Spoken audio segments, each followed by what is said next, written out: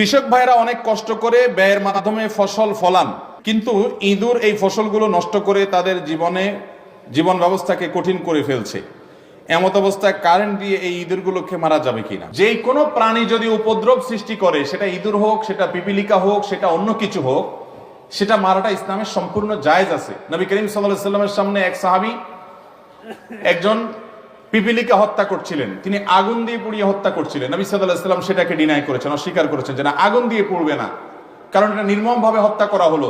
তাকে যদি হত্যা করতে হয়, সে তোমার উপদ্রবের কারণ হয়, অবশ্যই তুমি হত্যা করতে পারো, আল্লাহ তাআলা তোমার জন্য সেটাকে জায়েজ রেখেছেন, কিন্তু তার মানে এই না যে তুমি নির্মম ভাবে করবে। ইঁদুরকে আপনি যদি কোনো বিষ প্রয়োগ করে বা অন্য কিছু দিয়ে হত্যা করেন, যেটাতে সে মৃত্যুবরণ করলো, মারা গেল, নিধন হলো, আপনি উপদ্রব থেকে বাঁচলেন, ঠিক আছে।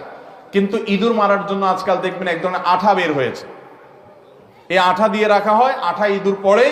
আমি এরকম দেখেছি যে